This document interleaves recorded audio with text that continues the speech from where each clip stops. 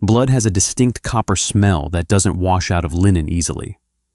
Maeve knew this because she spent 3 nights a week scrubbing it from the cuffs of men who owned the city. She didn't ask questions. You don't survive in a house like this by being curious. You survive by being invisible. But invisibility is a fragile armor, and when the man who pays your wages finally decides to really see you, there is nowhere left to hide. The Moretti estate did not look like a home. It looked like a fortress built by someone who had forgotten how to sleep. Set back from the coastal highway behind 3 acres of dense, wet pines and an 8-foot wrought iron fence, the house was all gray stone and high, drafty windows. It was always cold inside. The radiators hissed and clanked in the winter, a dry, metallic rattle that sounded like a dying man's lungs, but the chill never really left the hallway floors. Maeve Miller wore thick wool socks inside her black work shoes to keep her toes from going numb while she polished the banisters. She was 26 years old, and for the last 14 months, her world had shrunk to the dimensions of this house. 3 floors, 32 rooms, 18 toilets that needed scrubbing with bleach that burned the lining of her nostrils. She wasn't here because she wanted to be. She was here because her older brother, Dean, had a fondness for poker tables and basement clubs and a catastrophic inability to calculate odds. When Dean had vanished to Florida, or Mexico, or a shallow grave in the Pine Barrens, no one really knew. He had left behind $40,000 in unpaid debt to Callum Moretti. Callum was not a man who wrote off debts. He was a businessman who traded in leverage. He had taken one look at Maeve's cramped studio apartment, her stack of past-due bills, and the defiant, exhausted glare she gave him from her doorway, and he had offered her a job, live-in housekeeping, room, board, and $50 a week for incidentals. Every other dollar she earned went directly against Dean's ledger. You work hard, you keep your mouth shut, and in 3 years you're a free woman, Callum had told her that night. His voice was like coarse gravel turned over with a shovel. Flat, void of malice, void of anything at all. Maeve had taken the job because the alternative was a broken jaw or a bullet in the knee, and she liked walking without a limp. She learned the rhythms of the house quickly. The low, rumbling engines of armored sedans pulling into the gravel drive at 2 in the morning. The heavy thud of boots on the back stairs. The smell of expensive Cuban cigars, stale espresso, and gun oil that clung to the leather sofas in the study. She learned which men to avoid entirely, like Paulie, who had dead, watery eyes and always lingered too close to the kitchen door, and which one simply ignored her existence. Callum ignored her. For over a year, she was nothing more than the pair of hands that replaced the fresh towels in his master suite. The shadow that cleared the empty tumblers of scotch from his desk while he stared out the window at the rain. He was 34, but he carried the posture of an old man who had been carrying sacks of wet cement his entire life. Broad-shouldered, always dressed in dark, impeccably tailored wool suits that smelled faintly of cedar and rain, he had a sharp, angled jaw covered in a perpetual 2-day stubble. His eyes were the color of wet slate. When he looked at a room, he didn't see the decor. He saw the exits, the blind spots, and the structural weaknesses. Maeve did not romanticize him. She had read the paperback novels some of the younger maids passed around, stories about misunderstood mobsters with hearts of gold who just needed the love of a good woman to leave the life. It was garbage. Callum Moretti was a predator. He ordered beatings over morning coffee. He ruined families with the stroke of a pen. The fact that he chewed with his mouth closed and wore imported cologne didn't change what he was. Yet, as she stood in the doorway of his study on a late Tuesday evening, holding a silver tray with a fresh pot of black coffee, she noticed the slight tremor in his right hand as he reached for a pen. He was human. That was the dangerous realization. A monster you can predict. A tired, desperate human being is capable of anything. "Set it on the corner," he said. He didn't look up from the ledger in front of him. Maeve crossed the Persian rug, her shoes making no sound. She placed the tray down, the porcelain clinking softly against the silver. The air in the room was thick with the scent of burning logs from the fireplace and the sharp, acidic tang of stress sweat. She turned to leave, her eyes dropping instinctively to the floor to avoid lingering. "Wait," Callum said. Maeve stopped. She didn't turn around immediately. She felt her stomach tighten, a cold drop of adrenaline hitting her gut. Did I break something? Was the coffee too weak? Did Dean do something stupid again?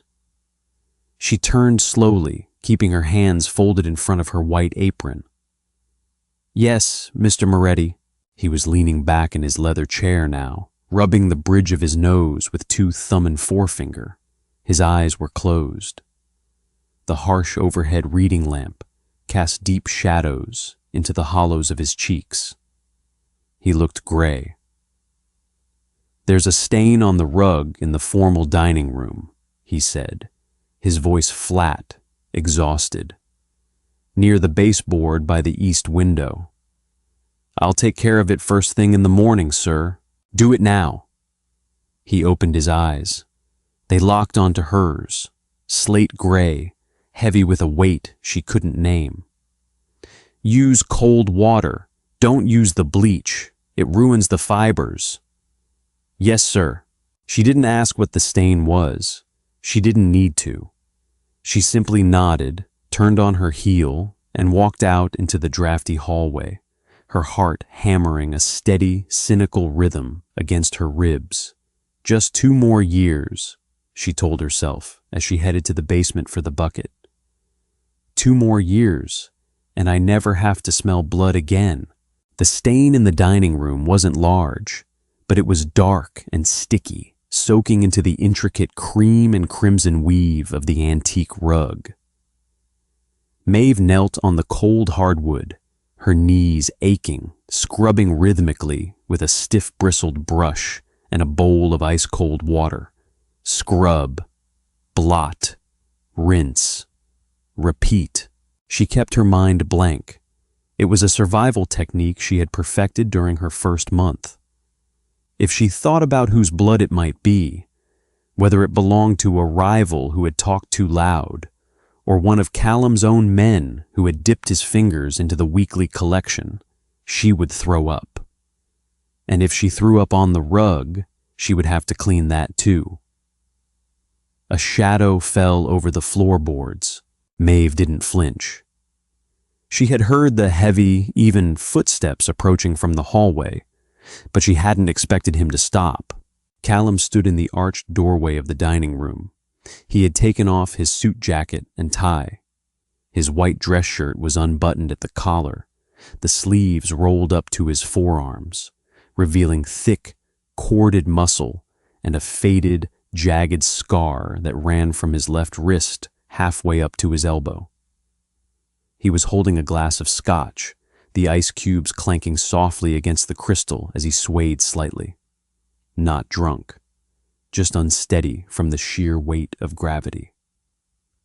"You're doing it wrong," he said. Maeve stopped scrubbing, her hands dripping icy, pink-tinted water back into the bowl. She looked up at him, keeping her expression blank. "I'm doing what you said, Mr. Moretti. Cold water, blotting from the outside in." He stared at her for a long moment. It was the longest he had ever looked at her without looking through her. He took a slow sip of his drink, his Adam's apple bobbing sharply. "Give me the towel," he ordered, stepping into the room. Maeve blinked. "Sir? Give me the damn towel, Maeve." He knew her name. He had never used her name before. It had always been you, or girl, or a simple nod of the chin. Hearing it in his raspy, late-night voice felt like a trespass, a violation of the professional distance that kept her safe. She handed him the clean rag. To her shock, Callum Moretti, the man who controlled the docks, the unions, and half the politicians in the state, dropped to one knee beside her on the floor. He set his glass of scotch down on the sideboard and took the rag, dipping it into the bowl of pink water. "You have to press down," he murmured, his shoulder brushing against hers. The scent of him, cedar, tobacco, and the sharp bite of alcohol, was suffocatingly close. If you just scrub the surface, the stain sets at the root of the wool. You have to push the cold water down into the weave and let the rag absorb it from underneath. He demonstrated, his large calloused hand pressing the damp rag hard into the carpet, his knuckles whitening with the force. When he lifted it, the dark spot on the rug was visibly lighter. "Where did you learn how to clean Persian rugs, Mr. Moretti?" Maeve asked. The words were out of her mouth before her brain could stop them. It was a stupid risk. A cynical woman shouldn't get chatty with a butcher. Callum didn't look at her. He kept his eyes fixed on the crimson pattern of the wool. "My mother," he said quietly. "She spent half her life cleaning up messes my father brought into the house. She taught me how to get the wine out. And the other stuff. Sounds like a hard life." He paused, the rag hovering over the bowl. He turned his head slowly. At this distance, Maeve could see the fine red lines threading through the whites of his eyes, the dark purple bruises of exhaustion beneath them. There was no anger in his face, only a dry, hollow amusement that didn't reach his mouth. "It was a terrible life," he said. "She died when I was 16. Heart gave out. I think she just got tired of wringing out the rags." Maeve felt a strange, unwelcome tug in her chest. Not pity. Pity was a luxury she couldn't afford, but a cold, absolute recognition. She knew what it was like to be trapped by the debts of the men in your family. She knew the exhaustion of scrubbing someone else's grime off your hands every night. "I can finish this, sir," she said, her voice dropping an octave, losing the stiff, subservient polish she usually wore around him. "You pay me to clean the floors. You shouldn't be on your knees." Callum looked at her hand, which was resting on the rim of the water bowl. Her skin was raw, red from the icy water, the nails cut short and unadorned. He reached out, his thumb lightly grazing the side of her wrist. Maeve froze. Her breath caught in her throat. His skin was warm, a stark contrast to the numbing cold of the water on her hands. "Why don't you ever cry?" he asked softly. "What?" "The other girls," he said, his thumb still resting against her pulse point, feeling the rapid, trapped bird flutter of her heart. "The ones who come here to work off debts, or because they have nowhere else to go. They cry in the laundry room. They tremble when I walk past them. You don't." Maeve pulled her hand back, slow enough not to seem like she was fleeing, but firm enough to break the contact. She picked up the stiff brush again. "Crying takes water, Mr. Moretti," she said, looking down at the stain. "And it makes your eyes swell up so you can't see what's coming. I can't afford to be blind." Callum stared at her bowed head for a long, quiet half-minute. The only sound in the room was the steady swish-swish of her brush against the wool.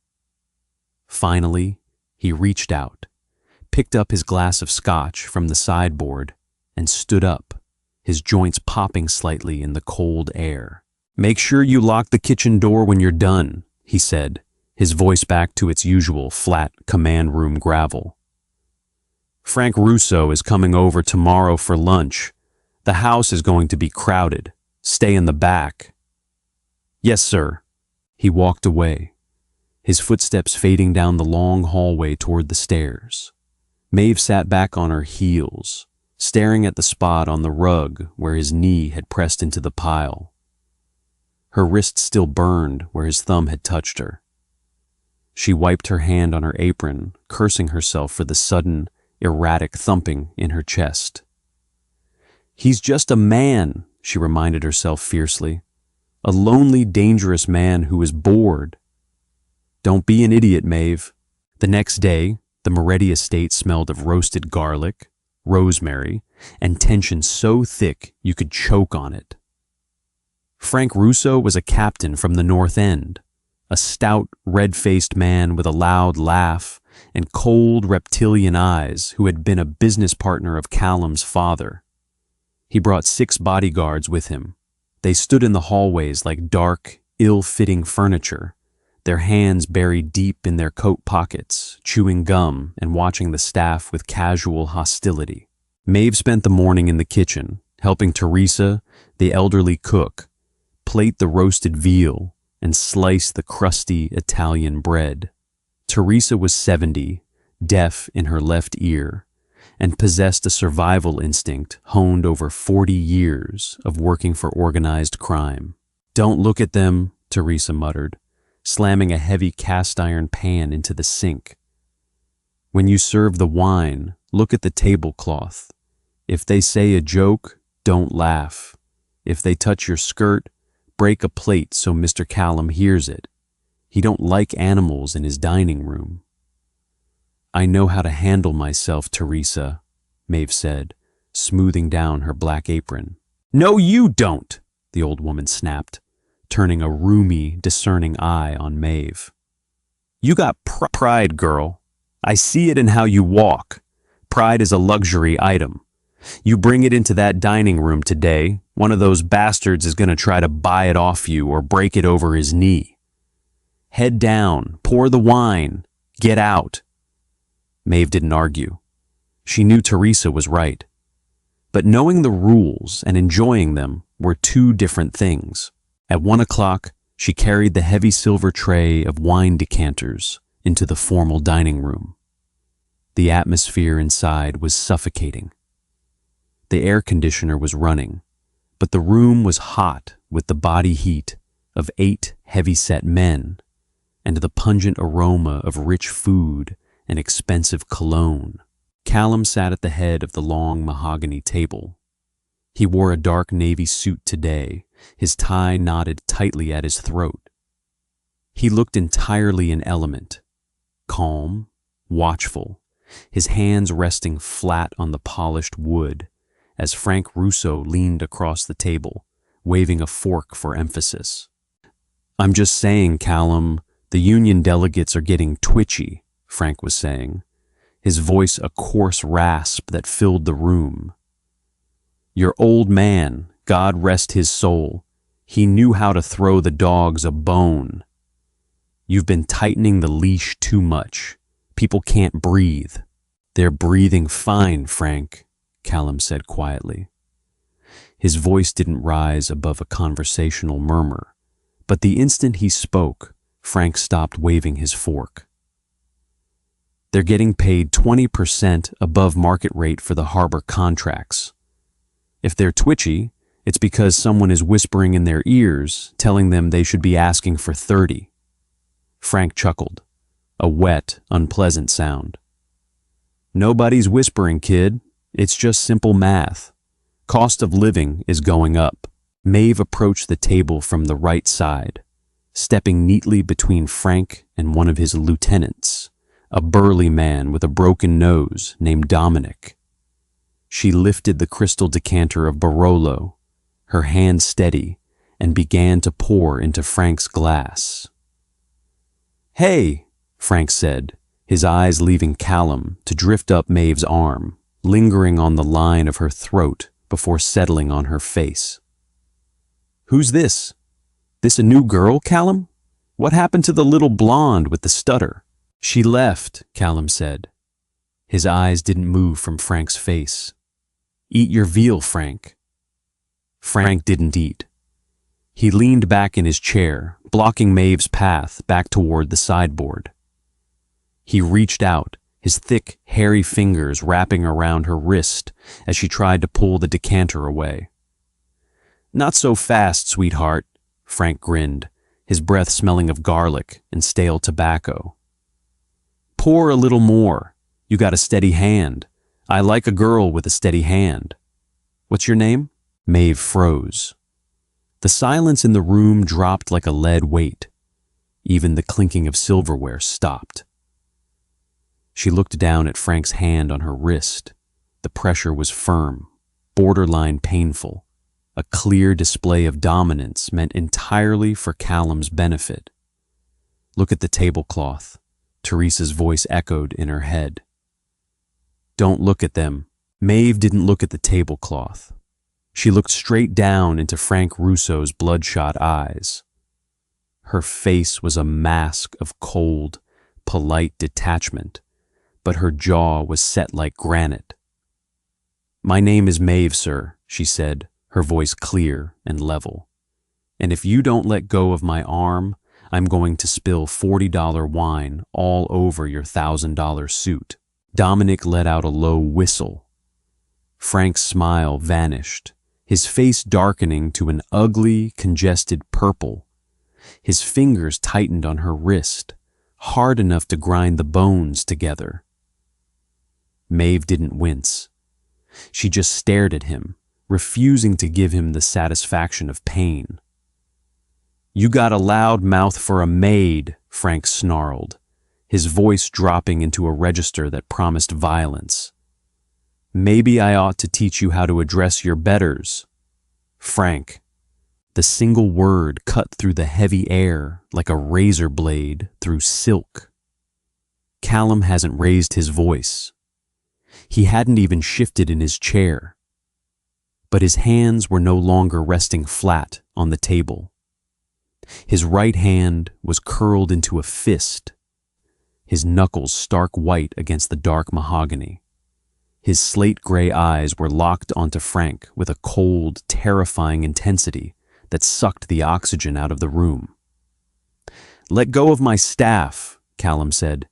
"Callum, come on. She's disrespecting—" "I said," Callum repeated, his voice dropping an octave, quieter now, almost a whisper.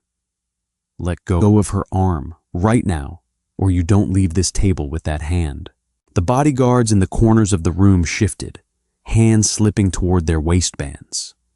In the same heartbeat, the two men standing behind Callum moved a half-step forward, their jackets falling open to reveal the grips of their holstered automatics. The room was balanced on a razor's edge, ready to tip into a bloodbath over a spilled glass of wine and a maid's pride. Frank stared at Callum for 3 long, agonizing seconds. He was calculating the odds, weighing the cost of his pride against the look in the young boss's eyes. Slowly, with an exaggerated shrug and a greasy smirk, he uncurled his fingers and released Maeve's wrist. "Just playing with the help, kid," Frank chuckled, picking up his fork again. "You got a tight ass about everything lately. You need to relax." Maeve didn't wait for permission. She stepped back, clutching the decanter to her chest, her wrist throbbing where his red fingerprints were already rising on her pale skin.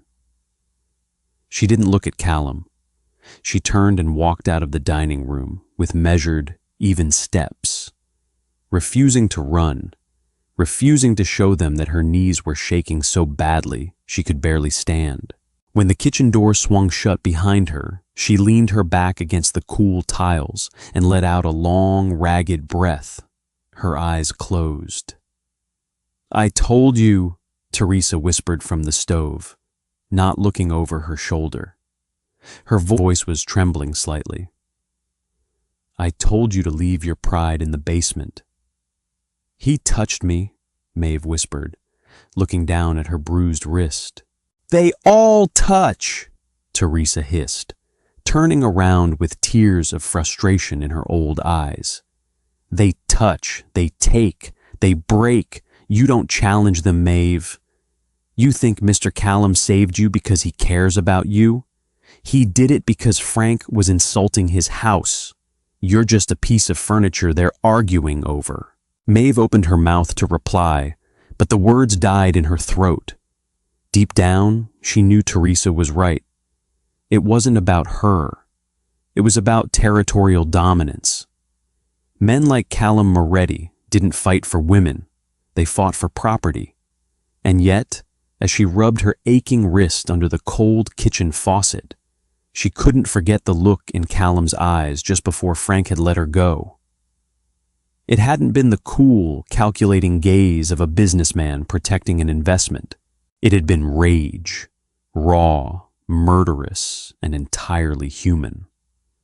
The lunch meeting ended 3 hours later without gunfire, though the silence that followed Frank Russo's departure was heavier than before.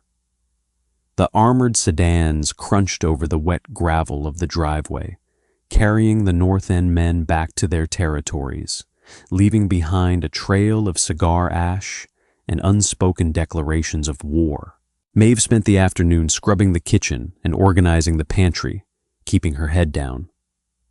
By 7 o'clock, the house was eerily quiet. The bodyguards had retired to the outer gatehouses or the basement security room.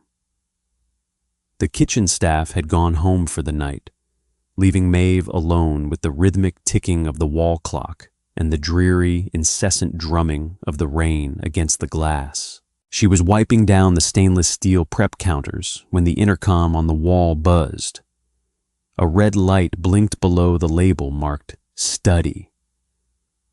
Maeve stared at it for a moment, her bruised wrist pulsing with a dull ache. She wiped her hands on a dry towel, took a deep breath to steady her nerves, and pushed through the swinging doors into the shadowed interior of the house. The study door was cracked open an inch. A thin slice of amber light spilled out onto the dark hallway floor. Maeve knocked lightly on the heavy oak. "Come in," Callum's voice called out. He sounded exhausted, as though speaking required more energy than he had left to give. Maeve pushed the door open and stepped inside, stopping 2 feet from the threshold with her hands clasped in front of her apron. "You rang, sir?" Callum was standing by the large bay window, looking out into the pitch-black woods. The room was dim, illuminated only by the dying embers in the fireplace and the green-shaded banker's lamp on his desk. He had discarded his suit jacket again. His tie was loosened, hanging around his neck like a noose. On the sideboard, a fresh bottle of scotch stood beside an empty glass. He wasn't drinking. He was just holding a silver cigarette case, turning it over and over in his hands. "How is your arm?" he asked without turning around. "It's fine, sir, just a little sore." "Let me see it." Maeve hesitated.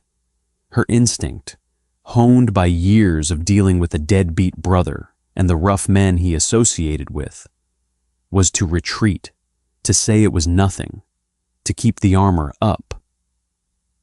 But there was something in Callum's tone that wasn't a command. It sounded almost like a request. She walked across the Persian rug, the same rug she had cleaned the night before, now spotless, and stopped a few feet behind him.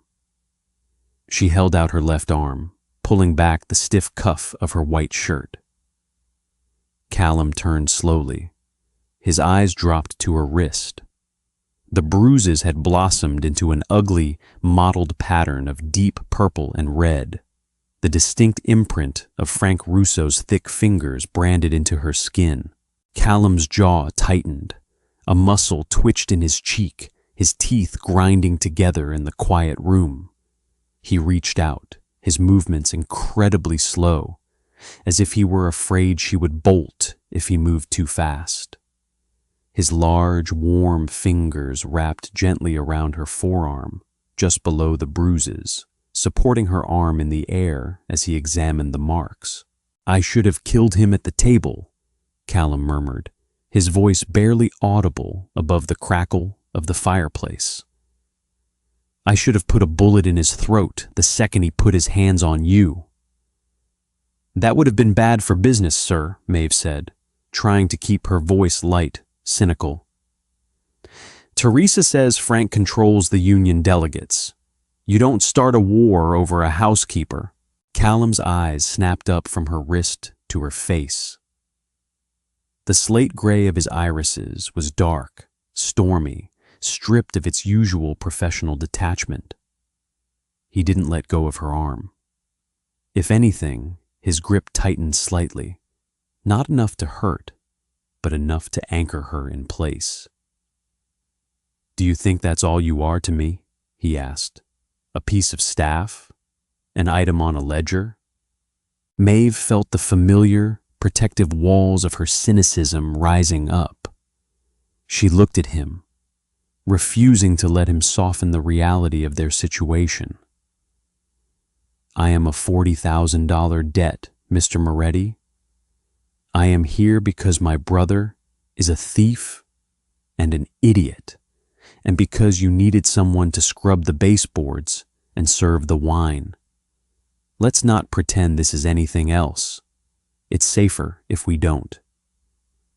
"Safer for who?" "For me," she said, her voice trembling just a fraction, betraying the calm facade she was fighting to maintain. "When men like you start looking at women like me as anything more than furniture, it usually ends with the woman in a ditch or crying in a laundry room. I told you yesterday, I can't afford to be blind." Callum stepped closer to her. The physical distance between them evaporated. She could feel the heat radiating off his body, could smell the rain on his shirt and the faint, bitter tang of the tobacco he hadn't smoked. He was so much larger than her, casting a shadow that completely swallowed her up in the dimly lit room. "You think I want to hurt you?" he asked, his voice a rough, low scrape against the quiet.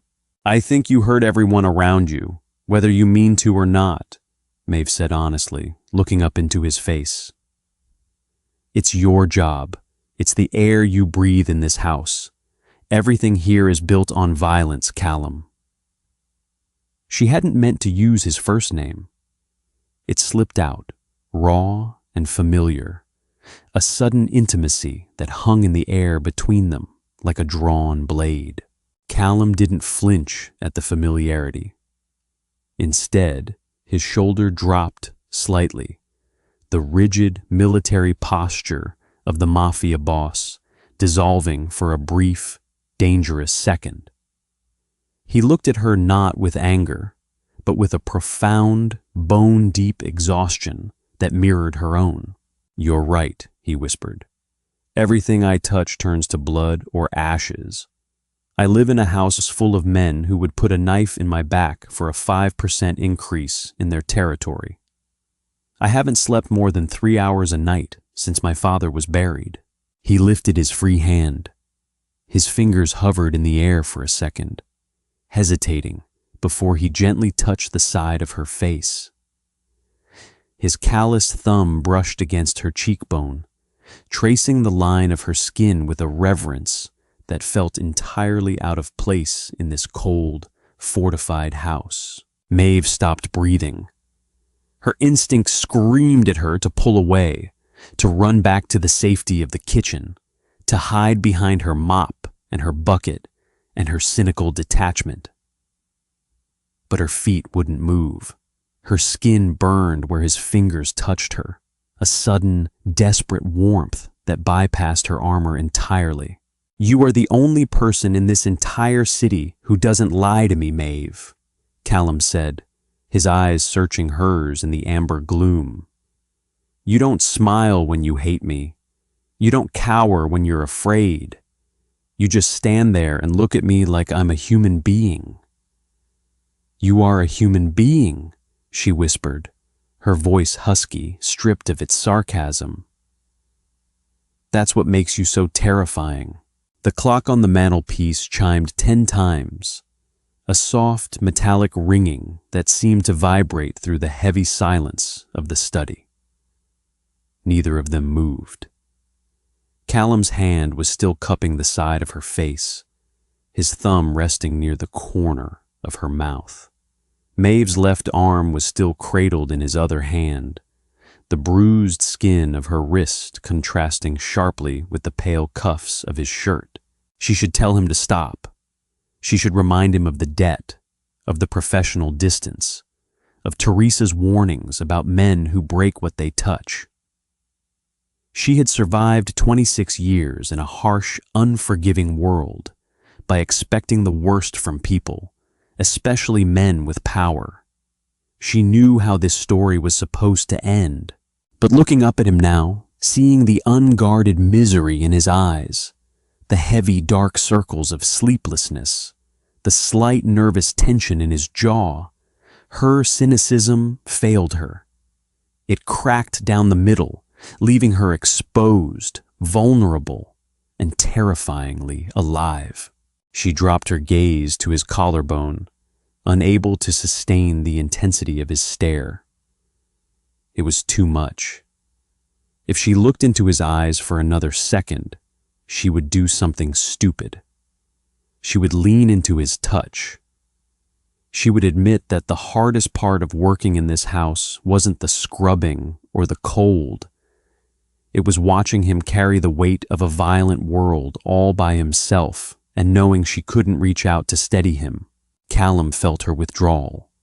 He felt the tension stiffen her neck, the way her eyes darted away to avoid his. He didn't let her hide. He slid his fingers down from her cheek, his thumb catching the underside of her chin. The pressure was gentle, completely devoid of the crushing force Frank Russo had used, but it was absolute. He lifted her chin, forcing her head up, forcing her to abandon her retreat and face him in the dim, shadowed light of the room. "Look at me," he commanded softly. It wasn't the voice of a boss giving an order to a maid. It was a plea from a drowning man asking for a lifeline. "Please, Maeve, look at me." Maeve obeyed. She lifted her eyes, her gaze locking onto his. The air between them seemed to thin out, making it hard to breathe. In that single, protracted beat of silence, every unspoken truth in the house rose to the surface. Neither of them could hide their feelings anymore. The debt, the apron, the suits, the bodyguards in the hall, it all peeled away, leaving only two exhausted, scarred people standing in the dark. Recognizing the shared loneliness in each other's eyes, Callum's thumb brushed lightly over her lower lip, his gaze dropping to her mouth before returning to her eyes. He was trembling now, a barely perceptible shudder that ran through his large, powerful frame. "I have spent 14 months trying not to look at you," he confessed, his voice dropping to a rough, ragged whisper. "I told myself you were just a girl working off a ledger. I told myself that keeping you in the kitchen was keeping you safe from this life. But every time I walk into a room, I'm looking for you. Every time I hear footsteps in the hall, I'm waiting for it to be you."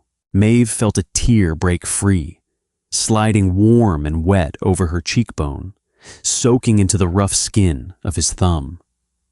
She didn't wipe it away. She didn't care about crying anymore. "This is a mistake, Callum," she whispered, her voice cracking. "You know how this goes. A man like you and a woman like me, we don't get happy endings. We get casualties. I don't care about happy endings, Callum said, stepping closer, his chest pressing lightly against hers. He lowered his head, his forehead resting against hers, their breaths mingling in the cool air. I just want one thing in this world that isn't poisoned. I want one person who looks at me and sees something worth saving. I can't save you, she whispered, her hands slowly coming up to rest against the hard, wool-covered muscles of his chest, feeling the frantic, heavy pounding of his heart beneath the fabric. I can barely save myself. Then we'll drown together, he said. He closed the remaining distance between them, pressing his mouth to hers. It wasn't a gentle kiss, nor was it the polished, theatrical romance of the paperback novels. It was desperate, hungry, and heavy with the pent-up grief and tension of 14 long months. Callum kissed her as if she were the only source of oxygen in a burning room, his arms wrapping around her waist, pulling her flush against him, lifting her slightly off the floor so she had no choice but to cling to him. Maeve didn't fight him. Her cynicism, her protective armor, her careful calculations of debt and survival, all of it shattered into 1,000 useless pieces. She tangled her fingers in the short dark hair at the nape of his neck, pulling him closer, opening her mouth to his, matching his desperation with her own raw, buried hunger. She tasted like salt from her tears. He tasted like rain, scotch, and dark, bitter espresso. It was messy, breathless, and intensely real. When he finally pulled back just enough to look at her, his forehead still resting against hers, both of their chests were heaving, their faces flushed in the amber light. "You're not a debt anymore, Maeve," Callum said, his voice fierce, his hands gripping her waist with a possessive, protective warmth. "The ledger is burned. You hear me? You don't owe me a single damn cent." Maeve looked at him, a sad, knowing smile touching the corners of her bruised lips. "If you burn the ledger, Callum, then why am I still here?" He reached up, brushing a stray lock of dark hair away from her forehead, his eyes softening into something that looked dangerously like tenderness. "Because I'm begging you to stay." The transition from Maid to whatever Maeve was now happened without an announcement, without a formal change of title, but the entire house felt the shift within 24 hours. Callum didn't move her into the master suite. They both knew that doing so openly would put a target on her back so large that every rival captain in New England would aim for it. Instead, he simply stopped allowing her to work. When Maeve walked into the kitchen the next morning, reaching for her black apron, Teresa had quietly taken it out of her hands, her old eyes wide and solemn. "Mr. Callum said you don't scrub no more," the old woman had murmured, glancing nervously toward the security cameras in the corner of the ceiling. "He said your duties are administrative now." "Administrative," Maeve had repeated, a dry, cynical laugh escaping her lips. "Is that what we're calling it?" "Don't joke, girl," Teresa had warned, gripping Maeve's hands tightly. "You crossed the line in the dirt last night. When you walk out of this kitchen now, you ain't staff, you're his. And in this world, property that belongs to the boss is either guarded with rifles or burned to the ground by his enemies. You better pray his rifles are loaded." Maeve had spent the next 3 weeks living in a strange, suspended limbo. She still occupied her small bedroom near the kitchen stairs. She had insisted on that much, refusing to let Callum completely strip away her independence. But her evenings were spent in the study. They never spoke of love. Instead, they built their bond through quiet companionship and honesty. Nora would sit nearby as Callum worked, sharing peaceful evenings over tea and scotch. When the strain of business left him exhausted, she eased the tension from his shoulders with gentle hands. Late at night, after the estate had fallen silent, Callum would come to her room. Without a word, he would set aside his jacket and holster, lie beside her, and hold her close, finding comfort in her presence until morning. "Frank is making moves," Callum said one evening in late autumn. They were sitting on the rug in front of the study fireplace. Maeve was leaning back against his chest, his large arms wrapped securely around her waist, his chin resting on her shoulder. Outside, the first winter sleet was ticking against the window panes. "What kind of moves?" Maeve asked, turning her head slightly to look at his profile. "He bought out 2 of my captains in the South End," Callum said flatly. "Paid off their gambling debts, promised them a bigger cut of the extortion rackets. Paulie told me they held a private sit-down at a restaurant in North Boston yesterday. They didn't invite me." Maeve felt a chill that had nothing to do with the drafty room. She placed her hand over his, tracing the jagged scar on his forearm. "In my brother's world, when men start holding private meetings without the boss, it means they're shopping for a coffin." "It means war," Callum agreed, his voice low and expressionless. "Frank knows I'm not going to let him dictate terms. He's testing the perimeter, looking for a weakness." He tightened his arms around her waist, his grip becoming almost painful. Maeve understood the unspoken thought hanging between them. He's looking for a weakness. And now I have one. "Send me away," she said, quietly. Callum stiffened, his jaw locked, and he pulled back just enough to force her to turn around and face him. His eyes were dark, flashing with sudden, defensive anger. "What did you say?" "You heard me," Maeve said, meeting his gaze with her chin held high, refusing to let him intimidate her. "If Frank is preparing to hit you, he's going to use whatever leverage he can find. He saw me in the dining room. He knows you threatened him over me. If I stay here, I am a liability to you, and you are a danger to me." "You think I can't protect what's mine?" Callum growled, leaning over her, his presence dominating the space. "I think you're one man against a syndicate, Callum," Maeve shot back, her voice rising, matching his intensity. Her cynical survival instincts were screaming, fighting against the stupid, tender vulnerability that had grown in her chest over the last month. "I am not going to sit here and play the helpless mob wife who gets kidnapped to teach you a lesson. If there's going to be shooting, I want to be in a city where people don't know my name." Callum stared at her, his chest rising and falling rapidly. For a second, she thought he was going to yell, to assert his authority as the boss, and tell her she wasn't allowed to leave. Instead, his shoulders slumped. The anger drains out of his face, replaced by that terrifying, hollow grief that had drawn her to him in the first place. He reached out, taking her face in both of his hands, his thumbs tracing the line of her cheekbones. "I can't send you away, Maeve," he whispered, his voice shaking slightly. "If I put you on a train, I'll spend every second of every day wondering if Frank's men are waiting at the station.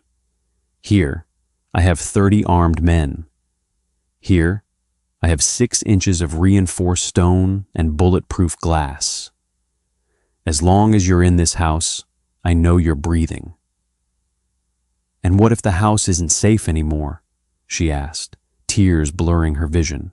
He leaned forward, pressing a fierce, desperate kiss to her forehead. "Then I'll burn it down with us inside before I let them touch you again." The hit came 3 days later, on a Friday night when the rain had turned into a freezing, blinding storm that cut the power lines along the coastal highway. Maeve was in the kitchen with Teresa, packing cold meats and bread into Tupperware by the light of emergency battery lanterns. Callum was in the basement security center with his 2 primary lieutenants, trying to re-establish radio contact with the outer gatehouses, which had gone silent 15 minutes earlier. The silence was unnatural.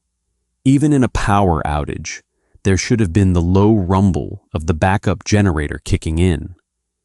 There was only the howling of the wind and the rattling of the kitchen windows. "Teresa," Maeve said, stopping with a knife in her hand. Her chest was tight, every hair on her arms standing on end. "Where is Paulie? He was supposed to be guarding the back door." Teresa looked up from the sink, her wrinkled face pale in the yellow lantern light. She walked slowly to the small window that looked out over the back courtyard, cupping her hands around her eyes to peer into the freezing darkness. "I don't see him," the old woman whispered. Then the kitchen door didn't just open, it exploded inward, the heavy wooden frame splintering as a boot kicked it off its hinges. 3 men in dark parkas and tactical vests flooded into the kitchen, automatic rifles raised. They weren't Callum's men. One of them, a tall man with a scarred cheek, raised his weapon, pointing the barrel straight at Teresa's chest. "Where's Moretti?" he barked. Teresa didn't scream. She reached for the heavy cast-iron skillet on the stove, but she was 70 years old and slow. The scarred man didn't hesitate. He pulled the trigger once. A silenced thwip-thwip spat from the barrel, and Teresa collapsed backward against the cabinets, sliding down onto the linoleum tiles with 2 dark holes in her apron. "No!" Maeve screamed. She reacted without thinking. Instead of surrendering, Maeve hurled the heavy wooden cutting board at the scarred gunman. It smashed into his face, knocking his aim off just as he raised his rifle. Maeve immediately dove behind the large kitchen island as suppressed gunfire ripped through the stainless steel refrigerator where she had been standing moments earlier. "Get around the counter! Grab the bitch!" the scarred man yelled, holding his bleeding nose. "Frank wants her alive. He wants Moretti to watch." Maeve scrambled across the floor on her hands and knees, her heart hammering wildly in her ears. She reached for the drawer where the heavy butcher knives were kept, but heavy boots were already coming around the corner of the island. Suddenly, the swinging doors leading to the formal dining room burst open. Callum stood in the doorway. He had a 12-gauge pump-action shotgun in his hands, his face a mask of absolute primitive fury. He didn't ask questions. He didn't issue commands. He simply raised the weapon and pulled the trigger. The blast was deafening in the enclosed kitchen.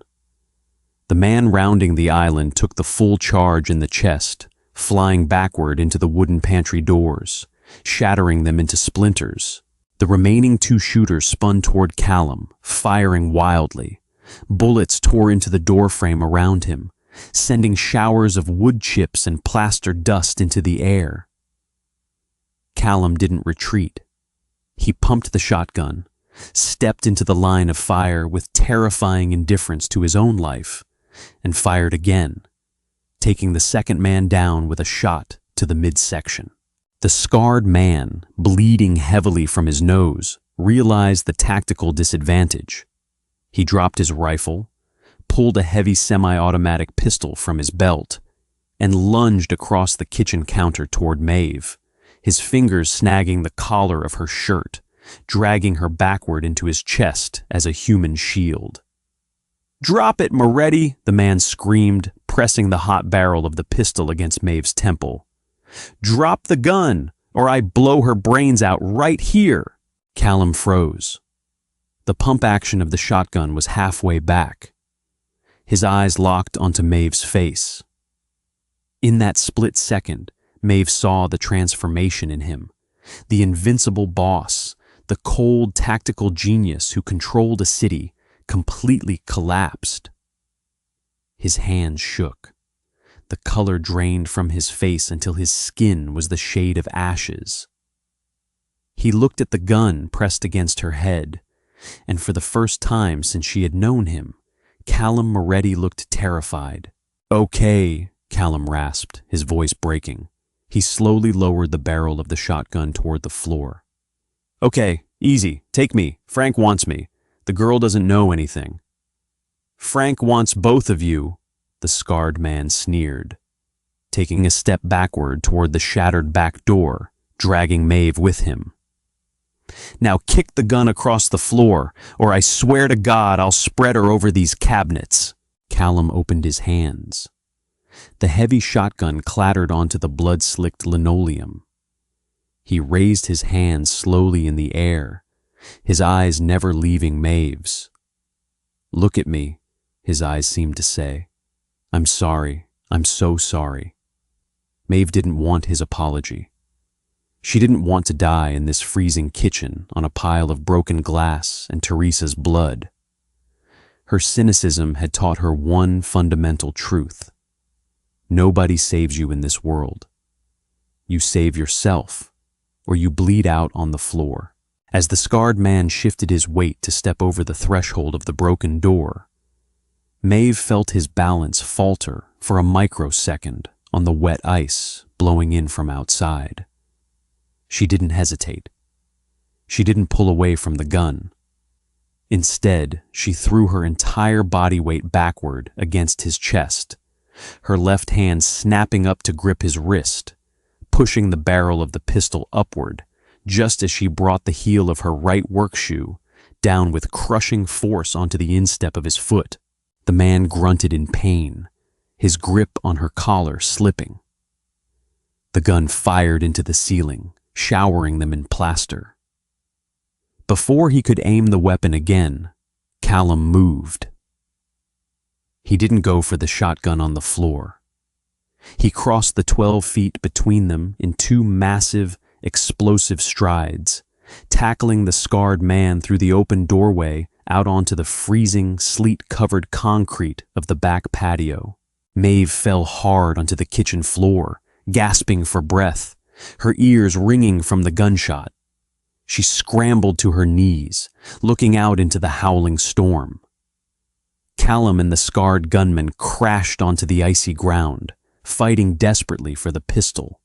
The attacker briefly aimed the weapon at Callum, but Callum slammed his wrist against the concrete until the gun flew into the darkness. Then Callum grabbed the man's throat. Driven by sheer terror rather than technique, he pinned him down and repeatedly slammed his head against the frozen concrete until the struggle ended.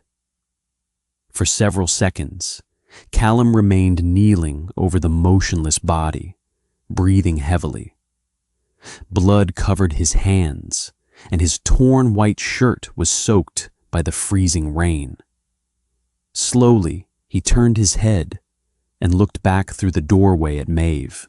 She was kneeling among the shattered glass and bullet casings, her hands bleeding from where she had scraped them on the floor. She didn't look like a maiden who had just been rescued. She looked like a soldier who had just survived a bombardment.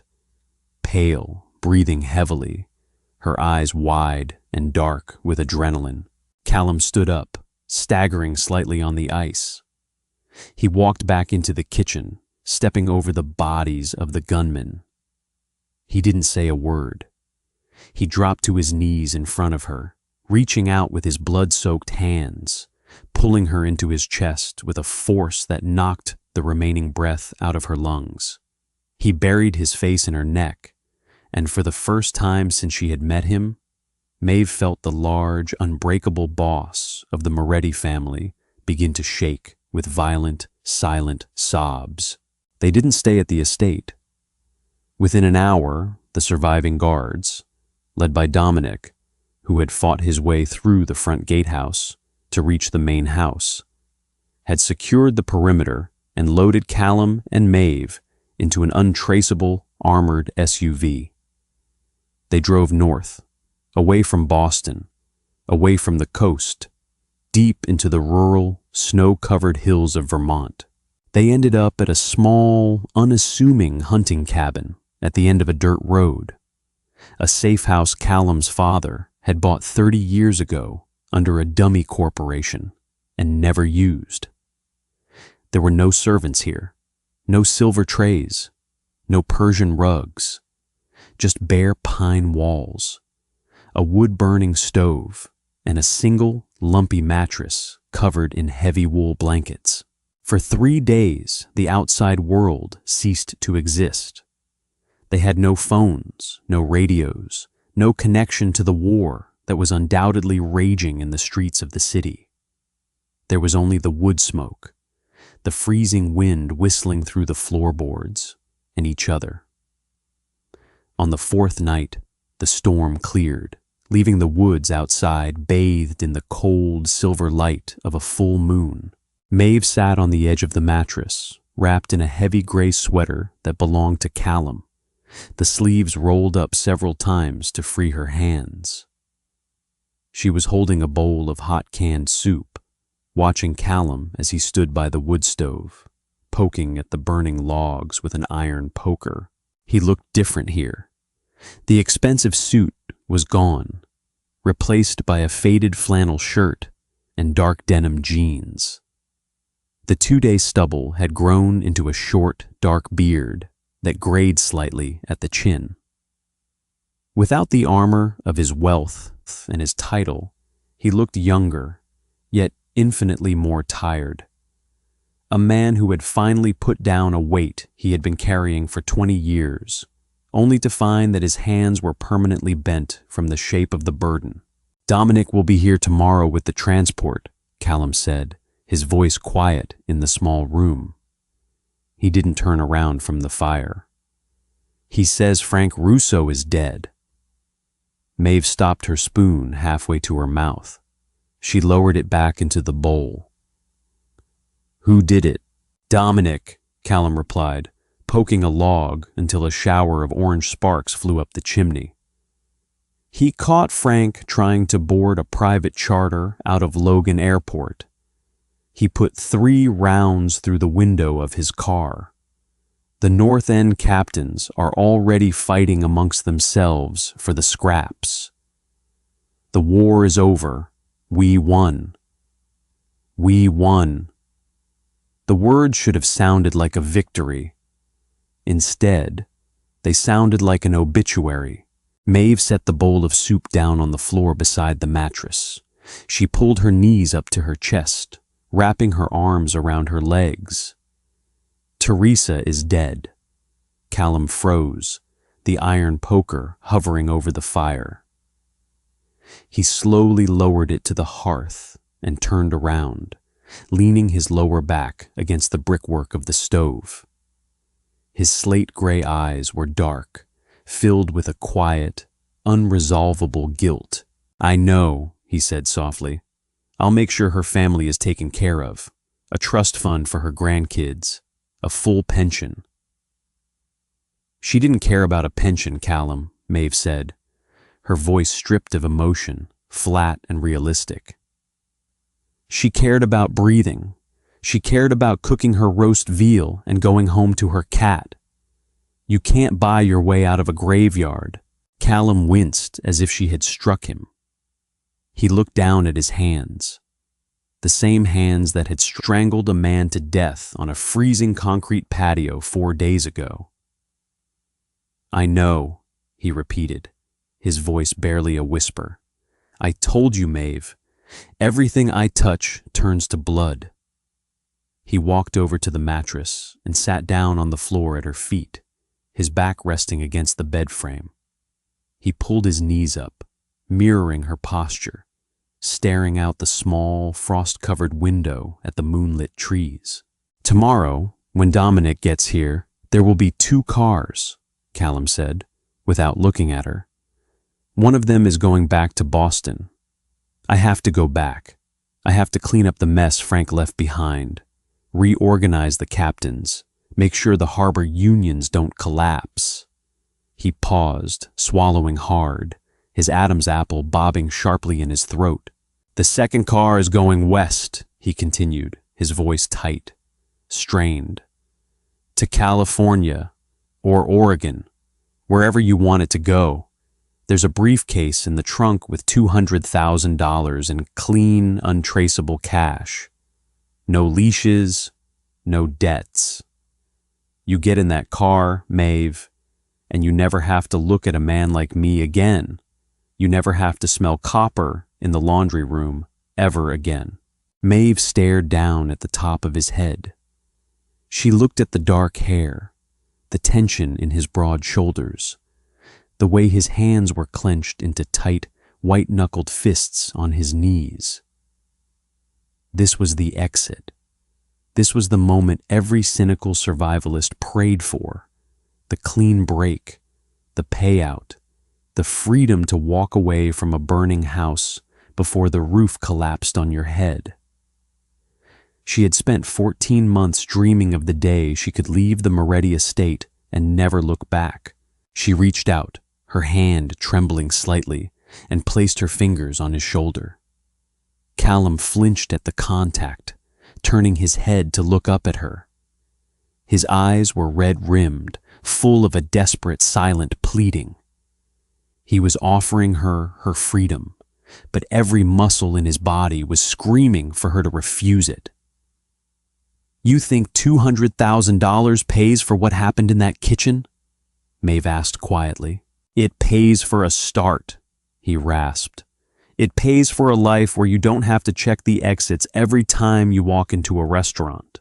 "And what about your life?" she asked, sliding off the mattress to kneel on the cold wood floor beside him.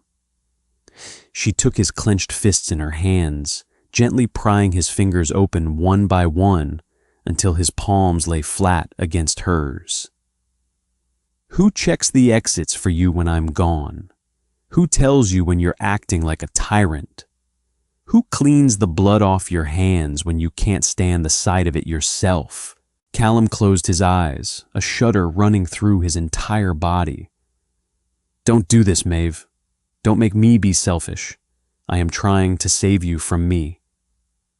"I told you once before, Callum Moretti," she said, leaning in close, her voice steady, stripped of all fairy tale illusions, and replaced by the hard, durable strength of a woman who had chosen her own fate. "Nobody saves me. I save myself." She didn't take the second car. When Dominic pulled the black armored sedans up to the cabin the next morning, the snow was melting off of the pine needles, dripping onto the muddy roof of the porch.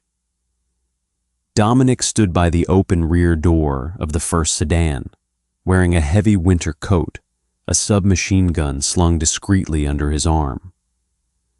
He looked at Maeve as she walked out onto the porch behind Callum, carrying a single leather duffel bag. There was no disrespect in Dominic's eyes today. There was no smirking, no lingering glances at her legs or her throat. He looked at her the way he looked at Callum, with the cautious, absolute deference owed to someone who had stood in the middle of a gunfight and come out the other side with blood on their hands and their head held high. "We have a situation at the docks, boss," Dominic said as they approached the car. "The Union delegates are refusing to unload the cargo from the Naples ships until we guarantee their new rates. They're spooked after what happened to Frank." Callum stopped by the car door. He wore his dark suit again, the armor of the boss restored, but the rigid, isolated loneliness that had always surrounded him was gone. He looked at Dominic with cold, clear eyes. "Tell them the rates stay where they are," Callum said flatly. "Tell them Frank Russo is dead because he forgot who built the docks. If they don't want to unload the ships, we'll find men who will. And Dominic?" "Yeah, boss." "If any of them mention my family or what happened at the estate last week, you put them in the harbor." Understood, Dominic nodded. He held the door open wider. Callum didn't get in immediately. He turned to Maeve, who was standing beside him on the wet gravel. The wind was cold, blowing her dark hair across her face. She wasn't wearing a maid's uniform anymore. She wore a dark wool coat Callum had bought her from a general store down the road, her chin tucked into a gray scarf. He reached out, his hand coming up to brush the hair away from her eyes. He didn't lift her chin this time. He didn't need to force her to look at him. Her eyes were already locked onto his. Dark, realistic, completely devoid of fear. "We're going back to a graveyard, Maeve," he murmured, his voice low enough that Dominic couldn't hear. "There are going to be more Franks. There are going to be more nights where the power goes out and the guns start going off. This doesn't get easier." "I know," she said, her voice steady.